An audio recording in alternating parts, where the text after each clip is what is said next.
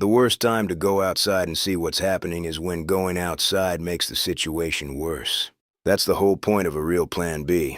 Not the action hero version, not the grab your bag and sprint version. The boring version that keeps you alive. Stay put, shrink your world, control your air, and buy time. And if you live in an apartment, I'm gonna say something that surprises people. Your space isn't automatically a disadvantage. In a lot of scenarios, it can actually extend your survival timeline if you set it up the right way. So let's talk about how to do that, without turning your place into a bunker and without pretending every emergency is the same. Because it's not. Different crises ask different questions, but your answers can still come from one simple system. Your Plan B system is 3 parts. First, you pick one core room in your apartment. Not because you're scared, because you're organized. It's the room you can control fastest. Ideally, it has fewer windows, sits more toward the center, and gives you the least exposure to whatever's outside.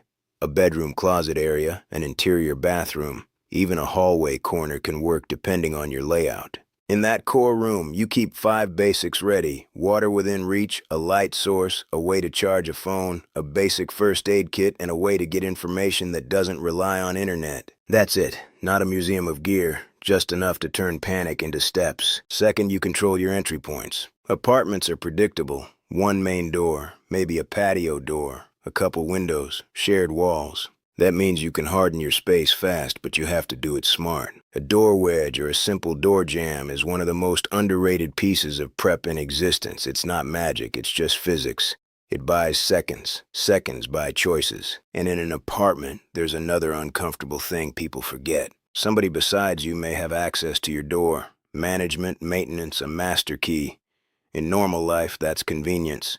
In chaos, it's a vulnerability. So your goal isn't invincible. Your goal is not easy. Door wedge, secondary barrier. Keep your peephole covered from inside if you want privacy. Keep your curtains closed when the outside turns unpredictable. The less you broadcast, the less you invite. Third, you control your air and your signature. Apartments share air pathways more than people realize. Hallways, vents, stairwells, even tiny pressure differences. So if the situation is smoke, chemicals, or anything airborne, your HVAC is either your best friend or your worst enemy. Most of the time, in a shelter-in-place situation, you want it off. You do not want to suck hallway air into your living space. And signature matters too.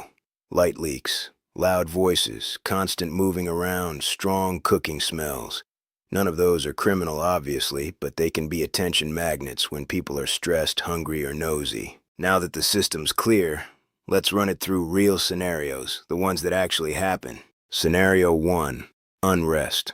Unrest is noisy and emotional. It can change block by block. You can have one street that feels normal and another that's chaos.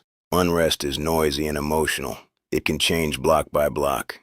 You can have one street that feels normal and another that's chaos. Your job here is simple. Shrink your world. Door locked, wedge in place, curtains shut, lights controlled. And here's a key point people don't like hearing. Not doom scrolling, not arguing online, not pacing around the window like a watchtower. You want calm, steady updates. If you've got phone service, use it lightly. If you've got a radio, even better, because radio often works when networks get overloaded. So you don't go outside to see. You don't go outside to debate. You don't go outside to prove a point. You stay inside and stay boring. Most problems during unrest don't start with ideology. They start with ego and panic. Somebody feels challenged, embarrassed, or watched, and the situation escalates. If you absolutely have to move, you move like a normal person. Neutral, quiet, minimal interaction. Get the task done, get back home. Scenario 2, fire and smoke. In a building, smoke is the real killer. It moves fast. It spreads. It turns one bad apartment into an entire floor problem. If you suspect fire nearby, do a door check before you commit to the hallway. Back of your hand near the door, light pressure. If it's hot, that hallway may already be a no-go. If it's cool, crack the door slightly and check for smoke. If smoke is coming in, you shut it and block the gap at the bottom with a towel or cloth. That simple move can slow smoke intrusion. Then you kill the HVAC. Again, you don't want to pull hallway smoke into your unit. And if you have a respirator rated for particulates, it can help with smoke. If you don't, even a damp cloth can be better than raw air, depending on the situation. The point is not perfection. The point is buying breathable time while you figure out whether you're sheltering or evacuating. If elevators stop, you're using stairwells, and those stairwells can become choke points. So you want your go items easy to grab because you're not doing 10 trips. If elevators stop, you're using stairwells, and those stairwells can become choke points. So you want your go items easy to grab because you're not doing 10 trips. Scenario 3, chemical spill or bad air event. This is where people get themselves hurt by doing the instinctive thing. They hear danger and they run outside. But with a chemical cloud, outside can be the trap. So your first move is air control, HVAC off, and then you wait for instructions. Then seal the seams, not the whole world.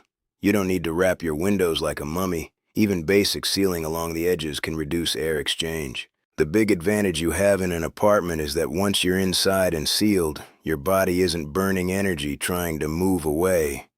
You're letting time and distance do the work while you stay protected. Because with chemical incidents, the safest option can change depending on wind direction, the type of chemical, and what authorities are actually doing. This one scares people because it sounds like the end of everything. But the truth is, if you're not in the immediate blast zone, this becomes a physics game. Your job is shielding in time. You pick the most interior spot you can. Less windows, more walls, more mass between you and outside. And if you were outside when the dust was moving, you treat dust like the enemy. Outer layer off, bag it, wipe exposed skin. Don't grind contamination into your face. You're not trying to be clean, you're trying to remove the bulk of particles. Earthquakes don't just break buildings, they break routines. That's what gets people hurt. Scenario 5. Earthquake.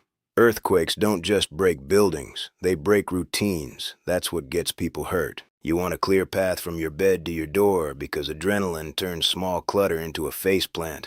Shoes by the bed, a headlamp or flashlight you can grab instantly. And after shaking stops, you check for hazards. Broken glass, fallen objects, unstable shelves. Then you decide, stay put or exit, and that decision depends on building damage, smell of gas, visible structural issues, and official guidance. The big mistake is rushing into a stairwell full of panicked people when the building is still settling. The other big mistake is ignoring signs that your building is compromised, so you slow down enough to make a clean call. Scenario 6, blackout. Blackouts steal two things at once, direction and comfort. Blackouts steal two things at once, direction and comfort, so you control the light first, warm, low light if you can. Harsh lighting spikes stress. Soft lighting helps people think. Then power management, phone brightness down, low power mode, battery pack ready. Then water. In apartments, water pressure can become a problem fast if pumps are involved. So when the outage starts, that's when you fill containers while you still can. And here's the part nobody wants to talk about, but everybody needs. Sanitation. If the outage is extended, flushing becomes unreliable.